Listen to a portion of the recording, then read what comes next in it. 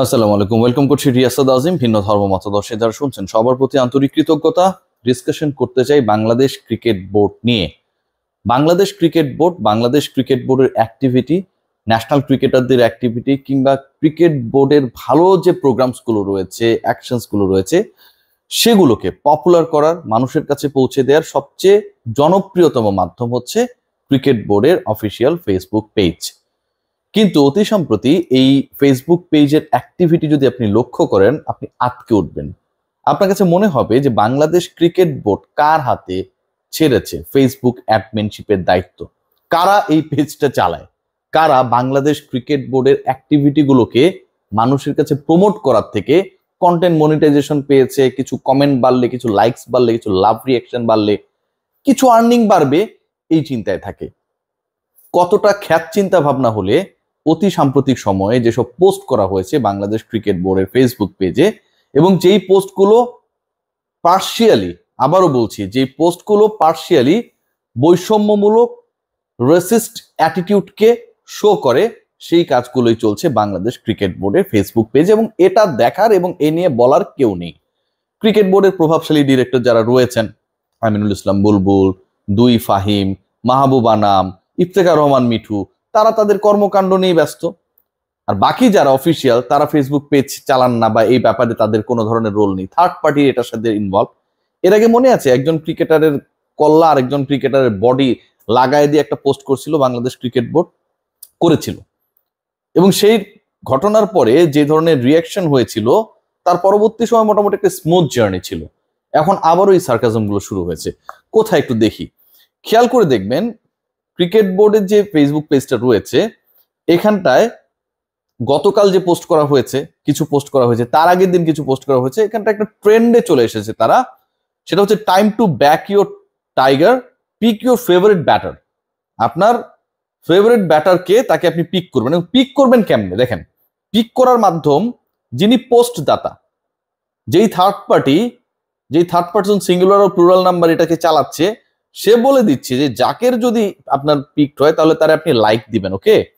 আর যদি নাইম শেখ আপনার favourite batter হয় তাহলে তার জন্য আপনি লাভ রিয়াকশন দিবেন, মানে ভালোবাসা দিবেন আপনি নাইমের জন্য, আর পছন্দের যে ইমোজিটা সেটা আপনি দিবেন জাকেরের জন্য। যেই ছেলেটার বা যেই মেয়েটা বা যেই ফ্যান জাকেরকে লাভ দিতে চায়, নিশ্চয়ই রিয়াকশনের মধ্যেও একটা পার্থক্য রয়েছে। পছন্দ করার ভালোবাসা তো আর একরকম না। তার কোনো ওয়ে নাই যে জাকেরকে সেখানে লাভ রিয়েক্ট দিয়ে ইলেক্ট করবে। এক। দ্বিতীয় প্রশ্ন যেটা, আপনি ক্রিকেট বোর্ড, আপনি নিজেই মাদার অর্গানাইজেশন, আপনি দুজন ক্রিকেটারকে কম্পেয়ার করছেন, কম্পেয়ার করার একটা প্ল্যাটফর্ম হিসেবে কাজ করবেন। আপনার কাছে তো প্রত্যেকটা ক্রিকেটার গুরুত্বপূর্ণ, আপনার কাছে প্রত্যেকটা ক্রিকেটারের রোল গুরুত্বপূর্ণ। অভিভাবক মানে পিতার জায়গায় যেই ক্রিকেট বোর্ড, সে তার যেই সন্তানটা একটু দুর্বল, তাকে কি পাবলিকলি দুর্বল প্রমাণিত করবে? তাকে পাবলিকলি পাবলিকের কাছে গালি খাওয়াবে? আপনি দেখতেই পাচ্ছেন যে লাস্ট সিরিজের একজন হচ্ছে ফ্লপ পারফর্মার, এবং লাস্ট সিরিজের একজন টুর্নামেন্টের সেরা, সিরিজের সেরা। এই দুজনকে যখন বাংলাদেশ ক্রিকেট বোর্ড সবশেষ সিরিজের সেরা ক্রিকেটারের সাথে একজন ফ্লপ ক্রিকেটারের, ফ্লপ হইতেই পারে, নাইম শেখ খারাপ করেছে, তুলনা করে কে বেশি আপনার ফেভারিট, এরকম একটা উস্কানিমূলক পোস্ট দেয়, এবং সেখানটায় কারো জন্য লাভ এবং কারো জন্য লাইক দেওয়ার জন্য পাবলিককে প্রলুব্ধ করে, পাবলিকের কদর্য গালিগুলো যখন বাংলাদেশের ক্রিকেট বোর্ডের যেই অর্গানাইজেশনটা ক্রিকেটারদের পালে, সেখানকার ফেসবুক পেজে পোস্ট করার পর সেখানে কমেন্ট সেকশনে যখন কোনো একজন ক্রিকেটারকে গালি দেওয়া হয়, এটা কি ভাই খুব ভালো আচরণ? অথবা বাংলাদেশ ক্রিকেট বোর্ড যে কাজটা করলো, ধরুন ইন্ডিয়ান ক্রিকেট বোর্ড, কখনো আপনি চিন্তাও করতে পারেন যে তাদের কোন ক্রিকেটার গ্রেট, সচিন নাকি হচ্ছে বিরাট কোহলি, এরকম একটা পোস্ট করতে পারে? ক্রিকেট অস্ট্রেলিয়া এরকম একটা পোস্ট করতে পারে যে কোন ক্রিকেটার গ্রেট, স্টিভ ওয়ার নাকি মার্ক টেলর? হইতে পারে, সম্ভব। শ্রীলঙ্কান ক্রিকেট বোর্ড মাহেলা নাকি সাঙ্গা কে গ্রেট কখনো করেছে? বাংলাদেশ ক্রিকেট বোর্ড আপনার ফেভারিটকে উস্কানিমূলক পোস্ট করে, এবং সেখানটায় ওই যে লাভ এবং লাইকের কাজটা কেন হয়েছে জানেন? ফেসবুকে এখন একটা নতুন ঘটনা ঘটেছে, সেটা হচ্ছে কন্টেন্ট মনিটাইজেশন। আপনি যত লাভ দিবেন বা লাইক দিবেন বা কমেন্ট করবেন, এটার উপর ভিত্তি করে পার্টিকুলার পিকচারের উপরে, মানে একটা স্ট্যাটিক পোস্টের উপরে ফেসবুক মেটা ওই পার্টিকুলার প্ল্যাটফর্মকে ডলার দেয়। বাংলাদেশ ক্রিকেট বোর্ডের এখন খুব ডলার দরকার। যেই অ্যাডমিন এটাকে চালায়, যিনি এটা পোস্ট করেন, তার খুব ডলার দরকার, তার চোখ ওখানটায়।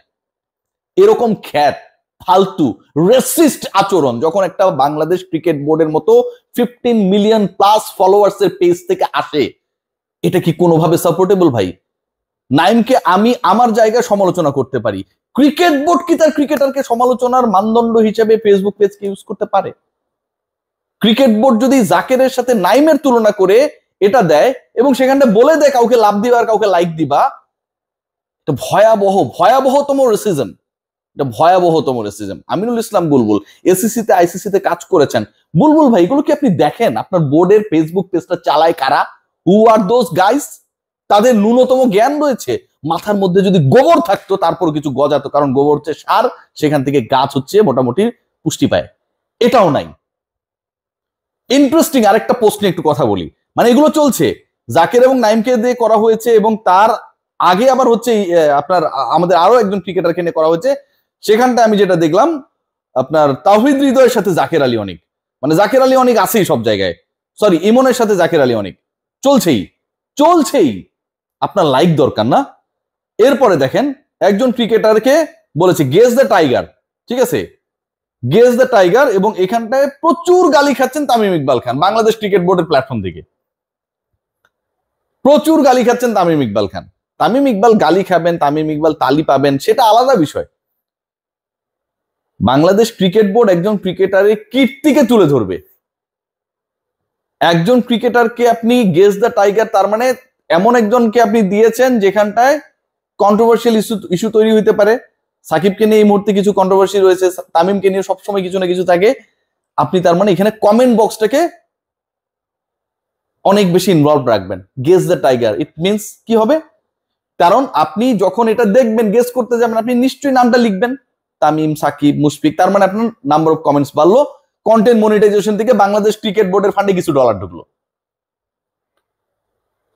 রংপুর রাইডার্স মনে আছে যে তার গ্লোবাল সুপার লিগের টানা দ্বিতীয়বার ফাইনালে উঠেছিল, এবং বাংলাদেশ ক্রিকেট বোর্ডের কোনো বান্দা এটা খবর রাখে নাই পর্যন্ত। আমি পোস্ট করার পর খেলা শুরু হওয়ার 4 ঘন্টা আগে তারা পোস্ট করেছিল, কংগ্রাচুলেশন জানায় যে তোমাদের সাথে আমরা আছি। গভীর রাতে সেই পোস্ট করেছিল যখন মানুষ ঘুমায় পড়ছিল। বাংলাদেশ ক্রিকেট বোর্ড তারা তাদের ব্র্যান্ডিং বোঝে না, তারা কোন কাজটা করা দরকার, কিভাবে করা দরকার সেটা বোঝে না।